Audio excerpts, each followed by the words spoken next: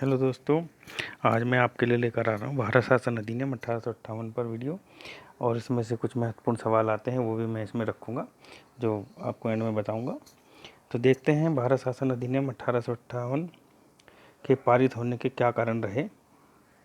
तो भारत शासन 1858 के पारित होने के जो कारण रहे, तो उसका जो है देखते हैं। आइए देखते हैं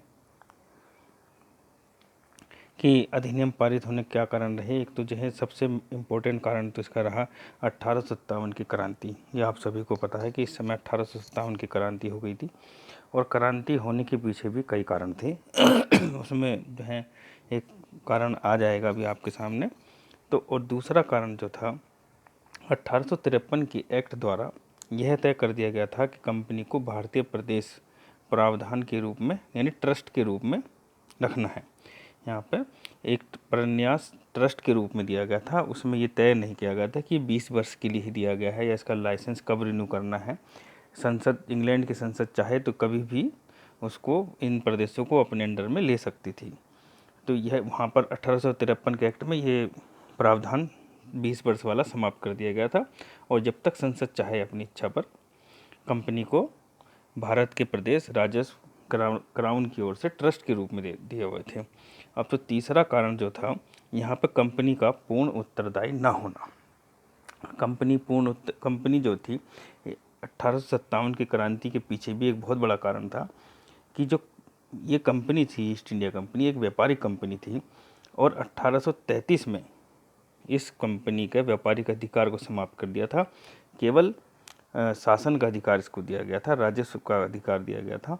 तो यहाँ की भारत की जनता ये चाहती थी कि कंपनी का जो, एक व्यापारिक कंपनी हमारे ऊपर शासन कर रही है, ऐसा नहीं होना चाहिए। और जबकि वो किसी के प्रति उत्तरदायी नहीं है, जबकि जो मंत्री होते हैं या संसद होती है वो उत्तरदायी होती है हर चीज़ के लिए, परंतु कंपनी उत्तरदायी नहीं थी। वो केवल एक व्यापारिक दृष्टि से ही अब भी कार्य कर रही थी। भले ही वो व्यापारिक अधिकार समाप्त हो गए थे और प्रशासनिक अधिकार ही थे। अब देखते हैं इसमें कि लॉर्ड पामस्टन उस समय प्रधानमंत्री थे इंग्लैंड के। पामस्टन ने एक विधेयक प्रस्तुत किया। तो उससे पहले यहाँ की जनता ने जो 1857 में विद्रोह करा, इसकी आवाज़ इंग्लैंड तक गई। तो वहाँ के प्रधानमंत्री ने फरवरी 1858 में भारत शासन को ये कहा कि हम भारत का शासन अच्छा बनाने के लिए एक विधेयक प्रस्तुत कर रहे हैं। उन्होंने संसद के सम्मुख एक विधेयक रखा और उसमें उन्होंने अपनी बात रखी कि उन्होंने कहा कि राजनीतिक प्रणाली का यह नियम है कि सभी प्रशासनिक कार्यों के लिए मंत्रियों का उत्तरदायित्व होता है और होना भी चाहिए। परंतु भारत के मामले में भारत सरकार का मुख्य उत्तरदायित्व एक ऐसी संस्था के पास है जो निर्वाचित ही नहीं है, पहली बात तो, और जो संसद के प्रति उत्तरदायी भी नहीं है। ईस्ट इंडिया कंपनी की बात कर रहे हैं।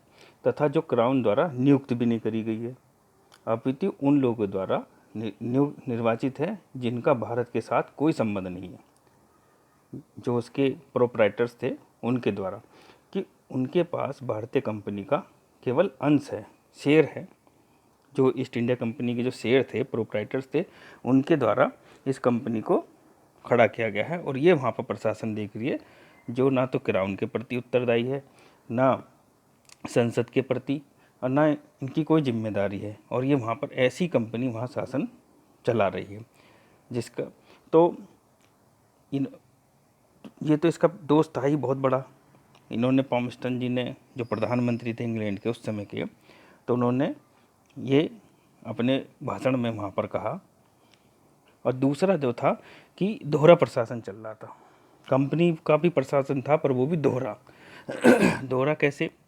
एक तो बोर्ड ऑफ कंट्रोल के थ्रू चल रहा था, दूसरा जो नियंत्रक मंडल था, दूसरा एक डायरेक्टर के, जो एक प्रोपराइटर्स जो थे, जो वहाँ के स्वामी मंडल थे, उन्होंने एक डायरेक्टर मंडल बनाया हुआ था जो कंपनी का शासन चला रहा था। दूसरा संसद के माध्यम से, बोर्ड ऑफ कंट्रोल के माध्यम से सरकार भी चला रही थी। तो ये भी एक बहुत बड़ा एक भद्दा मजाक हो रहा था भारत के साथ में। तो इसको पहली बार वहाँ के प्रधानमंत्री ने अपने विधेयक में प्रस्तुत किया और ये विधेयक पास भी हो जाता। परंतु ये विधेयक पास होने से पहले ही वहाँ पर जो पामस्टन प्रधानमंत्री थे उनका मंत्रिमंडल टूट गया और उसके पश्चात लॉर्ड डर्बी प्रधानमंत्री बने, इसलिए यहाँ पर डर्बी का विधेयक। फिर उन्होंने लॉर्ड डर्बी के साथ में जो डिजरेली जो थे वहाँ पे चांसलर ऑफ एक्सचेकर, उन वो जो हैं उन्होंने एक नया विधेयक रखा। अब प्रधानमंत्री बन गए डर्बी, तो डर्बी ने एक नया विधेयक रखा जिस पर महारानी ने 2 अगस्त 1858 को वहाँ की जो साम्राज्ञी थी महारानी विक्टोरिया ने हस्ताक्षर कर दिया और ये कानून बन गया। तो ये तो थे यहाँ पर कि मेन के कारण होने के, पारित होने के क्या कारण थे और परिस्थिति क्या थी वहाँ पर। अब देखते हैं एक्ट की धाराएं कि एक्ट की क्या क्या धाराएं थी, इसमें क्या रखा गया, क्या नया लाया गया। तो 1858 के एक्ट की मुख्य धाराएं क्या थी। सबसे पहला और इम्पोर्टेंट जो सवाल इसमें से आता है वो ये है कि इस अधिनियम के द्वारा क्राउन ने कंपनी का शासन वैधानिक रूप से अपने हाथ में ले लिया। इनडायरेक्ट तो उन्होंने लिया हुआ था और कोई जिम्मेदारी भी नहीं थी भारत की जनता के प्रति, बस सब पैसा कमाने में लगे हुए थे। अब क्या करा कि जो क्राउन ने सीधे सीधे अपने हाथ में ले लिया और ईस्ट इंडिया कंपनी का जो शासन था, यहाँ पर शासक के रूप में ईस्ट इंडिया कंपनी व्यापारिक रूप से तो 33 में समाप्त हो ही चुकी थी, 1813 में व्यापारिक काफ़ी हद तक समाप्त कर दिया था और 33 तक जो उनका चाय का व्यापार और चीन के साथ जो व्यापार था उसे भी समाप्त कर दिया और प्रशासनिक कंपनी बनी हुई थी, वो प्रशासन भी अब उसके हाथ से ले लिया गया और अब सीधे सीधे क्राउन ने अपने हाथ में ले लिया। तो सबसे बड़ा जो जिक्र होता है इस एक्ट का वो इसीलिए होता है। दूसरा जो है क्वेश्चन आता है बहुत इंपॉर्टेंट यहाँ से, भारत का गवर्नर जनरल इस एक्ट द्वारा वायसराय बन गया। अब क्या कर दिया इन्होंने कि जो भारत का गवर्नर जनरल था उसको वायसराय बना दिया और सबसे पहले जो वायसराय बने वो लॉर्ड कैनिंग बने। अब इस अधिनियम द्वारा लॉर्ड कैनिंग को वायसराय बना दिया। अब वायसराय और गवर्नर जनरल, अब इसमें अब कि उसी गवर्नर जनरल को ही वायसराय की उपाधि दी गई। अब इसमें फ़र्क क्या था कि पहले तो जो गवर्नर जनरल था वो बोर्ड ऑफ कंट्रोल को अपनी सूचनाएं भेजता था या उनसे कुछ बात कहता था, फिर वो संसद के पास जाती थी तब जा कर के कुछ होता था, या डायरेक्टर मंडल से कुछ कहता था। परंतु अब वो सीधे क्राउन का प्रतिनिधि बन गया और उसे कुछ भी बात कहनी होती तो सीधे क्राउन से कह सकता था और उसका परंतु अधिकार क्षेत्र नहीं बढ़ा। अधिकार क्षेत्र तो वही रहा परंतु अब वो डायरेक्ट क्राउन से, संसद से भी नहीं, सीधे क्राउन से बात कर सकता था। तो उसकी एक पावर और मर्यादा बढ़ गई। तो ये एक कार्य करा कि सीधे क्राउन ने कह दी कि भाई आप हमसे बात करें, जो भी समस्या हो हमें बताएं। तो सीधा प्रतिनिधि बन गया, बस सिर्फ ये फ़र्क, इसमें परिवर्तन हुआ। तीसरा, इस एक्ट द्वारा भारतीय जानपद सेवा में नियुक्ति खुली प्रतियोगिता द्वारा होने लगी। ये एक बहुत बड़ा कार्य कर दिया कि पहले जो है खुली प्रतियोगिता द्वारा नहीं होती थी, केवल जो अंग्रेज़ों को ही इसमें रखा जाता था। अब जो है इसको एक वो नियुक्ति बोर्ड करता था इसका, भारतीय जानपद सेवा में जो नियुक्ति पैनल था वही करता था। परंतु अब एक प्रतियोगिता होने लगी और वो भी खुली प्रतियोगिता, कोई भी आए, जो भी काबिल है वो आए और प्रतियोगिता में भाग ले। आपने इससे पहले देखा था 1853 में धारा 87 में ये कहा गया था कि किसी भी धर्म, जाति या भेदभाव के हम उनको, भारतीय जनता को भी अपनी कंपनी में या लोक सेवा में नियुक्ति देंगे, परंतु ऐसा कुछ हो नहीं रहा था, इसकी तरफ किसी ने ध्यान दिया नहीं था। परंतु अब यहाँ पर थोड़ा सा बदलाव किया गया। अब चौथा देखिए, भारत राज्य सचिव एवं उसकी परिषद का निर्माण हुआ। यहाँ पर एक भारत राज्य सचिव, उन्होंने क्या करा, एक तो वायसराय तो बना ही दिया, सीधे बात कर सकते, अब वायसराय के साथ भी कुछ आदमी चाहिए जो काम करने के लिए। तो इस अधिनियम के अनुसार भारत का शासन साम्राज्य की ओर से एक मुख्य राज्य सचिव, प्रिंसिपल सेक्रेटरी ऑफ स्टेट, जिसे अब भारत राज्य सचिव की संज्ञा दी गई और उसकी सहायता के लिए 15 सदस्यों की एक परिषद बनाई गई। इधर तो वायसराय हो गए और इधर 15 सदस्यों के साथ मुख्य राज्य सचिव की एक परिषद बन गई जो कार्य देखेगी, कानून बनाएगी, संचालन करेगी। इस राज्य सचिव को उस समय तक जो डायरेक्टर के बोर्ड ऑफ डायरेक्टर था तथा नियंत्रक मंडल, जो एक संचालक मंडल और नियंत्रक मंडल, जो नियंत्रक मंडल संसद की तरफ से बना हुआ था और संचालक मंडल प्रोप्राइटर स्वामी मंडल की तरफ से बना हुआ था, दोनों की शक्तियाँ मिल गई। अब दोहरा शासन समाप्त हो गया इस परिषद के निर्माण से। यहाँ पर दोहरा शासन समाप्त हो गया, जो पिट के इंडिया एक्ट से चल रहा था वो यहाँ पर समाप्त हो गया और दोनों की शक्तियाँ भारत राज्य सचिव को प्राप्त हो गई। इस प्रकार जो है 1784 का जो पिट्स इंडिया एक्ट था, वहाँ से दोहरा शासन की व्यवस्था थी वो अब समाप्त कर दी गई। अब इन 15 सदस्यों में से 8 की नियुक्ति क्राउन को करनी थी, सीधे क्राउन करेगा। 8 सदस्यों की नियुक्ति सीधे क्राउन करेगा और 7 की डायरेक्टर के बोर्ड ने। यहाँ पर जो बस बोर्ड का काम ये रह गया कि 7 सदस्यों की नियुक्ति करेगा। तो ये किए बहुत बड़ा परिवर्तन कर दिया यहाँ पर। अगला देखते हैं, 5वां पॉइंट है सैनिक व्यय संसद ने अपने नियंत्रण में ले लिया। अब सैनिक व्यय संसद ने अपने नियंत्रण में ले लिया, इसका क्या मतलब हुआ? इस अधिनियम में यह भी निश्चित किया गया कि भारतीय राजस्व से भारत की सीमा के बाहर संसद की अनुमति के बिना सैनिक कार्रवाई पर खर्च नहीं किया जाएगा। संसद की अनुमति लेनी पड़ेगी, तब भारत के बाहर आप कोई भी कार्रवाई करोगे, उस पर खर्च करोगे, तब संसद परमिशन देगी, वरना आप नहीं करोगे। केवल भारी आक्रमण को रोकने या अन्य किसी आकस्मिक घटना का सामना करने के लिए भारतीय राजस्व खर्च किया जाएगा। बस इतना इसमें दे दिया, ये पॉइंट बना दिया। अब अगला देखते हैं छठा, राज्य सचिव को गुप्त पत्र व्यवहार का अधिकार दे दिया। अब राज्य सचिव जो था, जो राज्य सचिव बनाया गया था, भारत राज्य सचिव, यहाँ पर भी भारत राज्य सचिव को गुप्त पत्र, यानी इसको जो है यह अधिकार दिया कि वह काउंसिल के सदस्यों को, जो काउंसिल के सदस्य थे, 15 सदस्य परिषद बनाई गई थी, उनको सूचित किए बिना, यानी अपनी परिषद को न बताए और सीधे वायसराय से गुप्त व्यवहार पत्र व्यवहार कर सकता था। यानी जो ये भारत राज्य सचिव था, ये वायसराय के अंडर में दिया गया था और सीधे वायसराय से कुछ भी कह सकता था, इसे परिषद से डिस्कस करने की ज़रूरत नहीं थी। तो ये यहाँ पर एक्ट में प्रावधान किए गए। अब केवल ये गृह शासन में परिवर्तन किए गए हैं, यहाँ पे जितने भी परिवर्तन किए गए हैं, प्रशासनिक शासन में मेन कोई परिवर्तन नहीं किया गया है। 1858 के अधिनियम का महत्व, अब यहाँ महत्व देखते हैं। सबसे बड़ा महत्व तो है यहाँ के कंपनी के शासन का अंत हो गया, दोहरे शासन का अंत हो गया। मैंने आपको बताया था भारत राज्य सचिव और उसकी परिषद को बना दिया, तो बोर्ड ऑफ डायरेक्टर और बोर्ड ऑफ कंट्रोल दोनों को समाप्त कर दिया गया। केवल बोर्ड ऑफ डायरेक्टर का इतना काम रह गया कि वो केवल 7 सदस्यों को चुनकर भारत राज्य सचिव की परिषद में भेजेगा। अब जो दोनों बोर्ड की शक्तियाँ भारत राज्य सचिव और परिषद को प्राप्त हो गई। अब तीसरा यहाँ पे हुआ कि देशी नरेशों का सीधा संबंध हो गया सम्राट से। यहाँ पे थोड़ा सा गलत टाइपिंग हो गई है, तो सीधा संबंध, देशी नरेशों का सीधा संबंध सम्राट से हो गया, क्राउन से हो गया। कि अब कुछ भी इस अधिनियम ने जो देशी रियासतों और विदेशी शासकों के बीच स्वस्थ संबंध स्थापित करे। इससे ये हो गया कि ब्रिटिश सरकार ने घोषणा की कि वह विजय और क्षेत्र हासिल करने की नीति का परित्याग करती है और वह देशी राजाओं के अधिकार, गौरव और प्रतिष्ठा का आदर करेगी। और देशी राजाओं को अगर कोई दिक्कत है तो सीधे नरेश से, क्राउन से, यानी महारानी, उस समय महारानी विक्टोरिया थी, उनसे बात कर सकता है। कोई भी समस्या है वायसराय से ना कह करके सीधे क्राउन से अपनी बात कह सकता है। चौथा, जो इसका महत्व, लोक सेवकों की नियुक्ति में भेदभाव समाप्त हुआ, क्योंकि परीक्षा खुली प्रतियोगिता द्वारा होने लगी, तो भेदभाव काफ़ी हद तक समाप्त हो गया।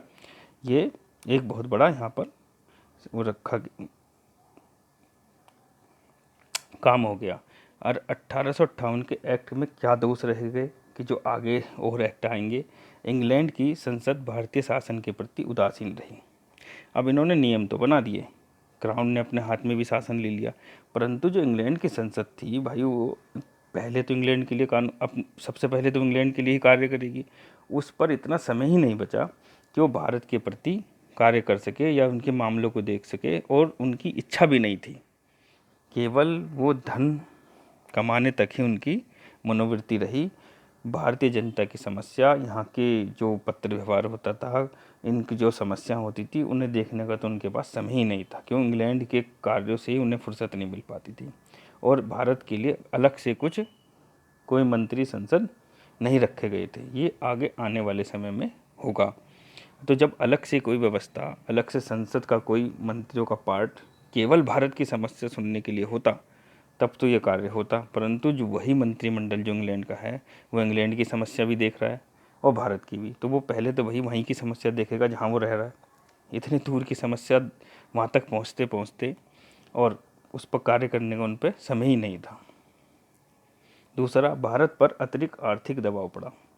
अब भारत पर अतिरिक्त आर्थिक दबाव कैसे पड़ा कि जो उन्होंने देखा कि भाई जो भी राज्य सचिव, निकाय क्षेत्र या जो भी इन्होंने पैनल बनाए उन सबको जो पे करना था वो भारत के जो हैं कोष से, भारत के कोष से करना था। राज्य सचिव और उसकी परिषद का समस्त व्यय जो है भारतीय कोष से ही दिया जाना था, जिससे भारत में अतिरिक्त आर्थिक दबाव पड़ गया। यानी परिषद भी बना दी, पैनल भी बना दिया, वायसराय, पर सबको धन इंग्लैंड नहीं देगी। कमा की तो बोले जा रहे हैं, पर उनका पेमेंट जो उनकी तनख्वाह है या उनको जो देते है वो सब भारत के कोष से ही किया जाएगा। पैसा कमा के तुम ले जाओगे और धन जो है भारत के पास से दोगे, तो डबल लोड पड़ रहा था भारत पे। तीसरा, भारत परिषद को अपने उद्देश्य में सफलता प्राप्त नहीं हुई। जो भारत परिषद बनाई गई थी भारत राज्य सचिव की 15 सदस्यों वाली, तो उसमें भारत मंत्री पर नियंत्रण कायम रखने के उद्देश्य से की गई थी। भारत परिषद की स्थापना जो थी भारत मंत्री पर नियंत्रण कायम करने के उद्देश्य से की गई थी, परंतु भारतीय परिषद को अपने उद्देश्य में सफलता प्राप्त नहीं हो सकी, क्योंकि परिषद के सदस्यों की आयु बहुत अधिक होती थी। क्योंकि ऐसे ही सदस्यों को परिषद में रखा जाता था जिन्होंने कम से कम 10 वर्ष भारत में बिताए हों और इंग्लैंड पहुंचने के बाद भी उन्हें लगभग 10 वर्ष हुए हों, तो और यहाँ पर काम करके गए, वहाँ गए, यहाँ इंडिया में आने में ही उन्हें काफ़ी समय लग जाता था। उसके बाद 10 वर्ष की यहाँ सेवा, फिर वहाँ तो वो उदासीन हो गए थे और काफ़ी अधिक आयु थी उनकी। और सबसे बड़ी बात, जो भारत परिषद के सदस्य थे, जितने भी अंग्रेज थे, वो भारत के कार्यों के प्रति सारे ही अंग्रेज शुरू से उदासीन ही रहे। उन्हें तो केवल इंग्लैंड के ही कामों से फुर्सत नहीं मिलती थी, बस उनके मन में केवल धन का ही लोभ रहता था। उन्हें अपने पद की सुरक्षा की बहुत अधिक चिंता रहती थी। यही कारण है कि भारतीय परिषद को विशेष सफलता प्राप्त नहीं हुई। जब ये तो इनके दोस्त थे। अब देखते हैं इस अधिनियम पर महत्वपूर्ण प्रश्न कौन कौन से हमारे कॉम्पिटिटिव एग्जाम में आते हैं। देखिए, पहला क्वेश्चन देखते हैं, किस अधिनियम द्वारा भारत में ब्रिटिश सम्राट तथा संसद की प्रभु सत्ता स्थापित हो गई? तो ये हो गई जी भाई साहब आपके 1858 के एक्ट द्वारा। 57 में आज़ादी की प्रथम क्रांति हुई और 58 में ब्रिटिश सत्ता बिल्कुल कानूनी रूप से यहाँ स्थापित हो गई। दूसरा देखते हैं, महारानी विक्टोरिया की किस घोषणा से भारत में कंपनी के शासन का अंत हुआ? तो महारानी विक्टोरिया ने इस विधेयक पर 2 अगस्त 1858 को हस्ताक्षर किए थे, परंतु महारानी विक्टोरिया ने 1 नवंबर 1858 को घोषणा की थी। घोषणा पत्र जो महारानी विक्टोरिया का आया था वो 1 नवंबर 1858 को आया था। इस पत्र में सत्ता के हस्तांतरण संबंधी महारानी विक्टोरिया ने शाही घोषणा की थी। तो इस घोषणा में कहा था कि सरकार भारतीय जनता के प्रति अपने उत्तरदायित्व का उसी प्रकार निर्वाह करेगी जिस प्रकार अन्य क्षेत्र की जनता के प्रति करती है। इस घोषणा से भारतीय प्रजाओं को यह विश्वास दिलाया गया था कि भारतीय प्रजाओं को चाहे वो किसी भी वंश, धर्म या जाति का हो, कोई भेदभाव नहीं किया जाएगा। और घोषणा में यह भी कहा था कि भारत के लिए विधि निर्माण करते समय देश के रीति रिवाज, परंपराओं और लोकाचारों का ध्यान भी रखा जाएगा।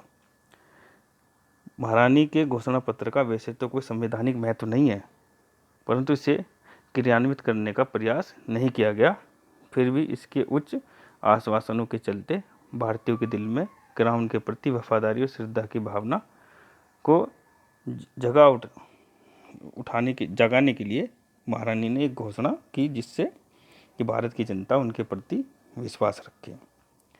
तो यहाँ तो संवैधानिक रूप से पहले क्वेश्चन का तो 1858 में संवैधानिक रूप से तो प्रभुसत्ता ब्रिटिश सम्राट की स्थापित हो गई। दूसरा, 1 नवंबर 1858 को महारानी की घोषणा हुई और जो साइन हुए वो 2 अगस्त 1858 को हुए। तो ये चीज़ आपको ध्यान रखनी है। तीसरा क्वेश्चन देखते हैं। 1858 के अधिनियम के अनुसार भारत मंत्री की परिषद में कितने सदस्य थे? देखिए, भारत मंत्री जो है उसकी परिषद में 15 सदस्य थे। 7 डायरेक्टर के बोर्डों को नियुक्त करने थे और 8 क्राउन को नियुक्त करने थे। अगला क्वेश्चन देखते हैं। वायसराय का पद किस अधिनियम द्वारा निर्मित किया गया? तो वायसराय का पद, ये क्वेश्चन बहुत आते हैं। वायसराय का पद 1858 के अधिनियम द्वारा निर्धारित किया गया। ये हो गया चौथे क्वेश्चन का आंसर। पांचवा क्वेश्चन देखते हैं। भारत में प्रथम वायसराय के रूप में किसे नियुक्ति की? सबसे इम्पोर्टेंट क्वेश्चन, दूसरे नंबर का जो सबसे इम्पोर्टेंट क्वेश्चन है वो यही है, पांचवे वाला। पहला तो ब्रिटिश सत्ता का हस्तांतरण और पांचवा वाला, ये 2 क्वेश्चन बहुत आते हैं। भारत में जो है लॉर्ड कैनिंग को वायसराय के रूप में, प्रथम वायसराय के रूप में नियुक्ति दी गई। अगला क्वेश्चन देखते हैं। राज्य सचिव की 15 सदस्यीय परिषद में कितने सदस्यों की नियुक्ति क्राउन को करनी थी? मैं बता चुका हूँ 15 सदस्य में से 8 की नियुक्ति क्राउन करता था। 8 की नियुक्ति क्राउन को करनी पड़ती थी। तो 7वां क्वेश्चन देखते हैं। 1858 के एक्ट के पारित होने के समय इंग्लैंड का प्रधानमंत्री कौन था? देखिए, ये यहाँ पे बहुत बच्चे गलती करते हैं, लॉर्ड पामस्टन को लिख देते हैं, ज़्यादातर यही करते हैं, परंतु नहीं। लॉर्ड पामस्टन का मंत्रिमंडल टूट गया था। लॉर्ड डर्बी प्रधानमंत्री बने थे। डिजरेली चांसलर ऑफ एक्सचेकर बने थे। तो लॉर्ड डर्बी जो प्रधानमंत्री थे उस समय, तब महारानी ने 2 अगस्त 1858 को इस घोषणा पर हस्ताक्षर किए थे। तो इस समय जो है लॉर्ड डर्बी प्रधानमंत्री थे, ना कि लॉर्ड पामस्टन। अगला क्वेश्चन। किस अधिनियम द्वारा भारतीय जानवर सेवा में नियुक्ति खुली प्रतियोगिता द्वारा होने लगी? देखिए, कुछ नए क्वेश्चन भी डाले हैं मैंने। ये भी, अब पुराने क्वेश्चन तो आते नहीं रहेंगे, कुछ नए भी क्वेश्चन डालेंगे। तो 1858 के एक्ट द्वारा भारतीय जानवर सेवा में नियुक्ति खुली प्रतियोगिता द्वारा होने लगी। तो कुल मिलाकर ये 7-8 क्वेश्चन थे, बहुत ही इम्पोर्टेंट थे। और आगे मेरी आपसे गुजारिश है कि कृपया मेरे वीडियो को लाइक, शेयर, कमेंट और मेरे चैनल को सब्सक्राइब करें। धन्यवाद।